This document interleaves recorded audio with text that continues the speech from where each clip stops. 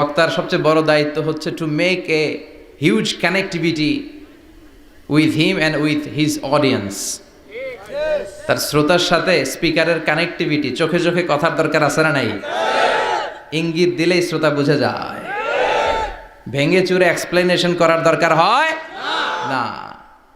তো আমি দেখছিলাম যে হিউজ কানেক্টিভিটি, চমৎকার, আল্লাহর অস্তিত্ব নিয়ে, আল্লাহর ক্ষমতা নিয়ে একের পর এক স্রষ্টাকে তিনি চোখে আঙ্গুল দিয়ে চিনিয়ে দিচ্ছিলেন।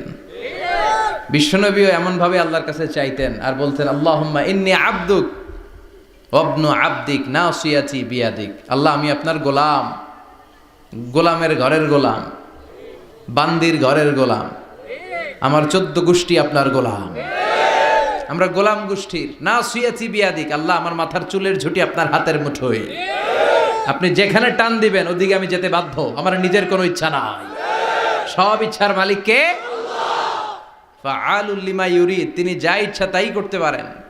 তিনি পাহাড়কে দরিয়া করতে পারেন, দরিয়াকে পাহাড় করতে পারেন, ধনীরে গরিব বানাতে পারেন, গরিবরে ধনী করে দিতে পারেন, ক্ষমতাসীনরে ক্ষমতার চেয়ার থেকে লাথি দিয়ে নামায় দিতে পারেন। আবার যারা মাজলুম, যারা নির্যাতিত, তাদেরকেও ক্ষমতার চেয়ারে বসায় দিতে পারে। এজন্য কেউ যেটা পারে না, পারে কে? মুহতারাম আল্লামা আবু নাসর আশরাফি ভাই যে কথাগুলো কোরআন সুন্নাহর আলোকে আমাদের কাছে তিনি পেশ করেছেন, আমরা যেন আমল করতে পারি এবং তার আলোকে যেন আমাদের জীবনটা আলোকিত করতে পারি। আল্লাহ তুমি তৌফিক দাও। কথা বলেছেন হযরত মাওলানা শাখায়াত বিন তাহের, খতিব বাইতুন নূর, জামে মসজিদ, জাউতলা। আজকের প্রোগ্রামের প্রধান অতিথি জনাব আব্দুল হাই বাবলু, ভাইস চেয়ারম্যান, কুমিল্লা সদর দক্ষিণ উপজেলা পরিষদ। বাবলু ভাই আসছিল না? মাশাআল্লাহ। বিশেষ অতিথি জনাব হাজী আবুল কালাম আজাদ সোহাগ ভাই, চেয়ারম্যান 2 নং চৌয়ারা, আসছে? সভাপতি হযরত মাওলানা ইউনুস সাহেব, খতিব দক্ষিণ রামপুর মধ্যমপাড়া জামে মসজিদ, এসেছেন সভাপতি? মাশাআল্লাহ, তাবারাকাল্লাহ। আজকে 21শে ফেব্রুয়ারি, বৃহস্পতিবার বিশ্বনবী রোজা রাখতেন। সোমবার আর বৃহস্পতিবার আপনারা রাখেন তো? সুযোগ হলে রাখবেন। সোমবার বৃহস্পতিবার রোজা রাখা সুন্নাহ, আমরা যেন সুন্নাহর উপরে থাকতে পারি। 21শে ফেব্রুয়ারি অত্যন্ত আমাদের জাতীয় জীবনে গুরুত্বপূর্ণ একটা দিন। ভাষার জন্য লড়াই করে রক্ত দিয়েছে গোটা বিশ্বে, এটার উদাহরণ বিরল, কোথাও পাওয়া যায় না। শুধু আমরাই আমাদের ভাষার জন্য জীবন দিয়েছি। আবার আমরা এই ভাষার লগে লগে অন্য ভাষাতেও এখন কথা কই। কথা কন, হিন্দি আছে না নাই? আমাদের ছেলেমেয়েরা দুর্ভাগ্যজনক হলেও সত্য, বাংলার চেয়ে হিন্দি জানে ভালো। কঠিন বাংলা বোঝে না, মাগের হিন্দি সব মুখস্থ। কি কপাল পোড়া জাতি! যে জাতি ভাষার জন্য রক্ত দেয়, সে জাতি নিজ ভাষাকে ভুলে গিয়ে তাদের অনুষ্ঠানে হিন্দি গান বাজায়। আছে না নাই? কুছ কুছ হোতা হ্যায়, গানের নাম কুছ কুছ হোতা হ্যায়। বাংলাকে ভুলে এখন কুছ কুছ হোতা হ্যায়। তো আমরা যেন এই বাংলা ভাষার মর্যাদা রাখি। গোটা বিশ্বে এখন ইন্টারন্যাশনাল মাদার ল্যাঙ্গুয়েজ ডে হিসেবে এই দিনটা পালিত হয়। সিয়েরা লিওনে ওরা ওদের ভাষার পাশাপাশি বাংলা ভাষাকে আরও একটা ভাষা নিজেদের সেকেন্ড ল্যাঙ্গুয়েজ হিসেবে ঘোষণা দিয়েছে। এজন্য যারা এই ভাষার জন্য রক্ত দিলেন, শহীদ হলেন, আমরা আল্লাহর কাছে কামনা করছি এবং দোয়া করছি আল্লাহ যেন তাদের শাহাদাতের সর্বোচ্চ মর্যাদা দান করেন। গত রাতে ঘটে গিয়েছে চকবাজারে মারাত্মক এক অগ্নি দুর্ঘটনা, ঠিক কিনা? প্রায় 70-80 জন মারা গেল দেখলাম। 37টা ইউনিট ফায়ার সার্ভিসের কাজ করেছে। বিমান বাহিনীর 4টা হেলিকপ্টার দিয়ে পানি স্প্রে করে 10 ঘন্টায়ও থামাইতে পারে না। এটা কি ফায়ার সার্ভিস এক আল্লাহই জানে। উদ্ধার কর্মীরা যদি সেনাবাহিনী, বিমান বাহিনী সব মিলে 10 ঘন্টায় আগুন থামাতে না পারে, ওই বাহিনীর তো আমাদের দরকার নাই। এমন ঘিঞ্জি এলাকা, প্রাইভেট কারের সাথে পিকআপের ধাক্কা, প্রাইভেট কারের সিএনজি ব্রাস্ট, পাশে রান্নাঘরে রান্না করতেছিল ওইটার সিলিন্ডারে ব্রাস্ট, এর পাশে ছিল নেইল পলিশের কারখানা, ওইখানকার কেমিক্যাল ব্রাস্ট। একটার পর একটা বাড়ি ঘর জ্বলতে জ্বলতে তাজা 70 থেকে 80 জন ভাই বোনকে আমরা হারালাম। ছোট্ট ছোট্ট বাচ্চা, তাদের এখন বাবা নাই। অনেক যুবতী বেঁচে আছে, নতুন বিয়ে হয়েছে, হাতে মেহেদির রংটা এখনো শুকায় নাই, তার স্বামী নাই। আজকে আমি দেখছিলাম আর ঝরঝর করে চোখের পানি পড়ছিল। এই ঘটনাটা আমার জীবনেও ঘটতে পারত, আপনার জীবনেও ঘটতে পারত। এজন্য নেতৃত্ব স্থানীয় অবস্থানে যারা আছে তাদেরকে এই বিষয়গুলো খুব গুরুত্বের সাথে দেখতে হবে। এটা যা ওখানে ঘটেছে নেতা নেত্রীদের কাঁধেই সবটাই ছিল আমানত। চিল্লায় বলেন ঠিক কিনা? আপনার নির্বাচনী এলাকায় যদি চাঁদাবাজি চলে, টেন্ডারবাজি চলে, নারীরা টিজিংয়ের শিকার হয়, ইফটিজিং হয়, এই দায়ভার আপনি এড়াতে পারেন না। একটার পর একটা এরকম দুর্ঘটনা ঘটতেই থাকে আমাদের দেশে, আমাদের টনক নড়ে না। এজন্য আমরা যেন সচেতন হই। আর যে ভাইরা বোনরা এই অগ্নিদগ্ধ হয়ে মারা গিয়েছে, বিষ্ণু বলেছেন আল হারিক ওয়াল গারিক। গারিক মানে যে পানিতে ডুবে মারা যায়, সে শাহিদ ফি সাবিলিল্লাহ। যে আগুনে পুড়ে মারা যায় সে শাহিদ ফি সাবিলিল্লাহ। আমরা 70-80 জনের কথা শুনেছি হসপিটালের বার্ন ইউনিটে, এখনো অনেকে মৃত্যুর সাথে পাঞ্জা লড়ছে। কি কঠিন অবস্থা, কি ভয়ঙ্কর অবস্থা। শুনবেন যে এদের মধ্য থেকেও 10-20 জন নাই, যারাই এই দুর্ঘটনায় ইন্তেকাল করলো, আল্লাহ তুমি তাদেরকে মাফ করে দাও, তাদের পরিবার বর্গকে ধৈর্য ধারণ করার তৌফিক দান করো, তাদের সবাইকে শাহিদ হিসেবে তুমি কবুল করো। সম্মানিত সুধী, আমরা এই তাফসির প্রোগ্রামে যে বইটা থেকে কথা শুনি, চিল্লায় বলেন তো বইটার নাম কি? আমরা সরাসরি কোরআন থেকে কথা শুনবো। তার আগে আল্লাহর নামের 3টা তাকবীর পড়ব। আল্লাহ বলেন ওয়া রাব্বাকা ফাকাব্বির, glorify the name of your lord. তোমার রবের নামের বড়ত্বের ঘোষণা দাও। আমার সাথে সাথে আওয়াজ করে সবাই পড়বেন আল্লাহু আকবার, আল্লাহু আকবার, আল্লাহু আকবার। আল্লাহ আমাদের তাকবীরগুলোকে তুমি কবুল করো, আমিন।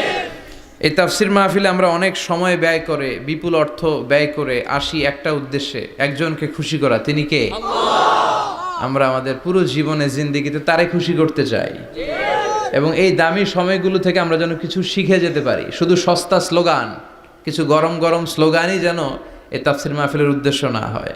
স্লোগান আমরা দেব, স্লোগানের টাইম আছে, ঠিক কি না? ওইটা ইমানি জজবাকে চাঙ্গা করার জন্য মাঝে মাঝে স্লোগানের দরকার আছে। বিশ্বনবী জেহাদের ময়দানেও স্লোগান দিতেন।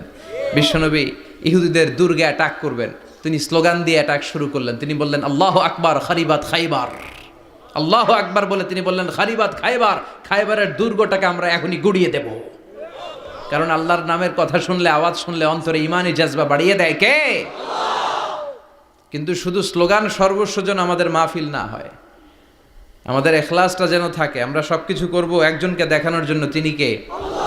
আল্লাকা সিররুন ইনদাল্লাহ বাইনাকা আনতা ওয়া বাইনাল্লাহ, আল্লাকা সাদাকাতুন তাখফা লা ইয়ালামুহা ইল্লাল্লাহ, আল্লাকা সিররুন ইনদাল্লাহ বাইনাকা আনতা ওয়া বাইনাল্লাহ, আল্লাকা সাদাকাতুন তাখফা লা ইয়ালামুহা ইল্লাল্লাহ। সুবহানাল্লাহ পড়েন। আল্লাকা সিররুন ইনদাল্লাহ, তোমার আর তোমার রবের মাঝে গোপন কোনো আমল আছে নাকি তোমার এরকম, যেটা আল্লাহ ছাড়া আর কেউ জানে না? তোমার জীবনে এরকম কোনো গোপন দান আছে নাকি, যেই দানটা আল্লাহ ছাড়া কেউ দেখেনি? এজন্য আমরা একজনকে দেখানোর জন্য কাজ করি, তিনি কে? আল্লাহ। এই মাহফিলে গেলে আমাদেরকে বলে হুজুর আপনার কিন্তু মাহফিল ধরে রাখতে হবে। অনেক জায়গায় বলে হুজুর মাহফিল ধরে রাখবেন, কি করবেন? আবার অনেক জায়গায় বলে হুজুর আপনার কিন্তু কাঁপাইতে হবে আজকে। কাঁপে কাঁপে, হ্যাঁ কাঁপে না? হুজুর আপনার কিন্তু কাঁপাইতে হবে, আপনার কিন্তু ধরে রাখতে হবে। আবার বলে হুজুর আপনার জমাইতে হবে আজকে। কি করতে হবে? তা আমরা কোথাও জমাই, কোথাও কাঁপাই, কোথাও ধরে রাখি, কামের কাম কিচ্ছু হয়। এজন্য নিয়তটাকে খালেজ করেন। এই কোরআনটা নিয়ে বসে আছে, আগে আমরা নিয়তটা খালেজ করে নিই। ইন্টেনশনটা সবচেয়ে জরুরি। আপনি কোন নিয়তে বসে আছেন এত রাতে, এত কাজ ফেলে দিয়ে কেন এখানে? উদ্দেশ্য একটাই, একজনকে খুশি করা। তিনি কে? আল্লাহ। যা শুনবো আমলের নিয়তে শুনবো, ঠিক কিনা? আহাব্বুল আমাল ইলাল্লাহি আদওয়ামুহা ওয়া ইন কাল্লা। আল্লাহর কাছে সবচেয়ে প্রিয় আমল ওইটা যেটা মানুষ যদিও অল্প করে কিন্তু প্রতিনিয়ত করে, কন্টিনিউয়াসলি করে। এজন্য যাই আমরা করব অল্প অল্প করে করব, কিন্তু প্রতিনিয়ত করব। আর আজকে আমরা যা শুনবো কিসের নিয়তে? এখনো কইতে পারে না অনেকে। সবাই রাজি তো? ইনশাআল্লাহ পড়েন।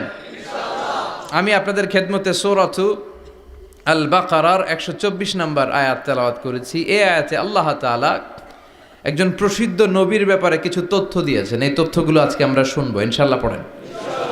রব্বুল আলামিন বলেন ওয়াইয ইবতালা ইব্রাহিমা রাব্বুহু বিকালিমাতিন ফাতাম্মাহুন্না ক্বালা ইন্নী জাইলুকা লিন-নাসি ইমামা। সুবহানাল্লাহ পড়েন।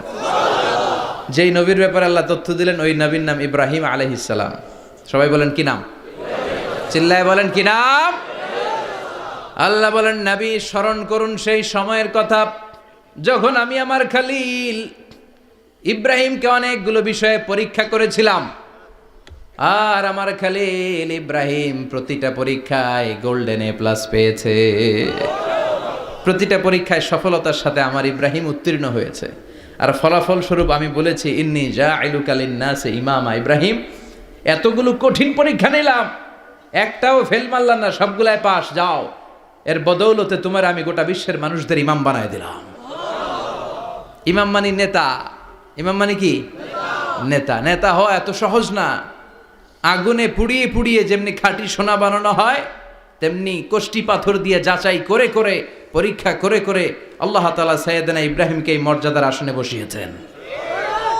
আল্লাহ বলে অনেকগুলো পরীক্ষা আমি নিয়েছি সাইয়েদনা ইব্রাহিমকে। আল্লাহ যারে পছন্দ করে বেশি তার জীবনে পরীক্ষাও। বিশ্বনবী বলেন আসাদ্দুন নাসি বালাআন আল আম্বিয়া। এই দুনিয়ার বুকে সব চাইতে বেশি পরীক্ষা নেয় আল্লাহ নবীদের। সুম্মাল আমসাল ফাল আমসাল, তারপরে সিদ্দিকিনদের, তারপরে শুহাদাদের, তারপরে সালিহিনদের। ইবতালার রাজুলু